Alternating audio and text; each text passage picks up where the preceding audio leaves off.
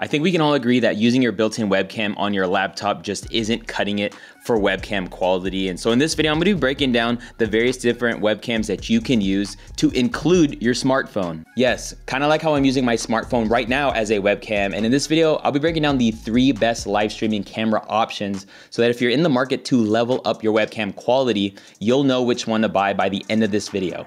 Let's get into it. You gotta just press record. Hey, what's up? It's Omar Takori with Think Media. And yes, did you know that you can use your smartphone as your webcam? I believe this is probably the #1 upgrade that most people should make because we all have smartphones. And if you have an iPhone, the best app to do so is with the Elgato Epoccam. It's a simple free app that you can download that allows you to use your iPhone as a webcam with a cable or using Wi-Fi so you can do it wirelessly. And there's a free version that will have the logo on the screen, and if you want to upgrade and take that logo off, it'll be about $8. Now, if you are an Android user, you can actually use an app called the Droidcam app. I haven't personally tested this, but this is a free app which also has a pro version or a leveled up version that will cost you about $5, and that is the Droidcam X, and that'll unlock certain resolutions and things like that. But nonetheless, you can use your smartphone as a webcam, and I believe this is one of the most easiest ways and the most convenient ways, but I do see how it could pose a problem because it is your smartphone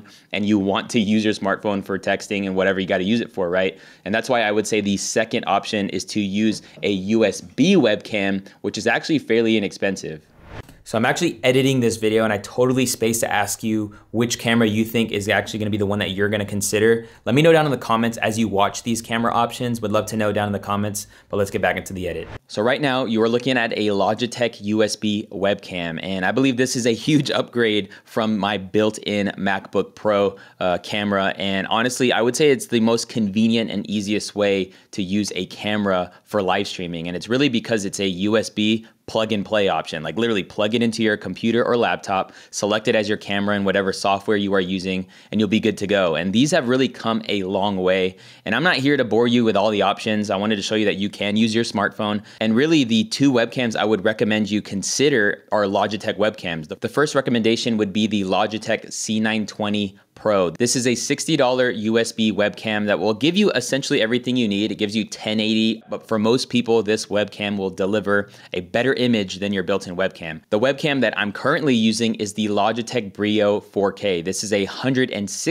webcam option that obviously gives you the option of 4K. I love how sleek the design is, and really if it's sitting on top of a monitor, it's a really nice, sleek look. However, this is the most I would ever pay for a webcam. There are webcams that are starting to tap into higher price points, but I would say you don't need to go further than this. This is a great image. I'm super impressed at the image that this produces. What's cool about Logitech is that they actually have a free software that connects with the webcams that they provide, and you can tweak the image a little bit to really dial in the way you want it to look as far as exposure and sharpness and things like that. You can also change the field of view, so if you want it to be less of a wider shot and more of a narrow shot, you can do that. So all that to say, Logitech webcams are great cameras for live streaming. Now I want to talk about the third and my personal favorite option when it comes to live stream cameras, but if you're getting value in this video, let me know by hitting that like button. I just want to thank our sponsor of this video, which is StreamYard, and StreamYard is how we do our live streams here on Think Media, as well as our private Facebook groups with our community. StreamYard not only makes live streaming easy, but also dynamic with the ability to transition to and from slides or even bring on guests and be able to change your branding and do things like that. It really makes it one of the best options to use if you're looking to live stream. And so if you want to check out StreamYard for yourself and try them for free 10 days, check out the link down in the description below. Thank you, StreamYard, for sponsoring this video. Can you now see why using a camera is my favorite way? Because my gosh, this is insane. And I'm just hooking it up to my computer, and you can actually use the camera you already own probably as a webcam. And really there's a few ways around this, and let me break this down and try to make it as simple as possible. If you have a Nikon, Canon, or Sony camera, you can look up their webcam utility softwares. This will allow you to use just a USB cable plugged into the camera, then into your computer, and allow to use it as a webcam. Now I wouldn't say this works 100% of the time, however it would be worth trying. So just Google whatever camera you have and their webcam utility. try to download it, hook it up, and see if it works. Now, if it doesn't work, I would say your second option to use your camera as a webcam is to use an HDMI cable with a capture card. Now, this will run you at around $30, and we'll post links to everything down in the description below, but that's what I'm doing right now. And it's a really simple and favorable way to use your camera as a webcam. And the reason why I say favorable is because it uses hardware. Now, you're using hardware to make this thing happen as opposed to software. If you're using a webcam utility, you're gonna be using software to make it happen. And I always believe if you're gonna be doing stuff like this, you don't wanna cut out in the middle of a meeting, you don't wanna cut out in the middle of a live stream. So really the HDMI route is probably the best route. Now, it's important to know to see if your camera has what is called clean HDMI, or simply put, that your camera sends out a clean feed, not with all the graphics and your settings on screen and things like that. And so simply search your camera model on Google and see if it has a clean HDMI.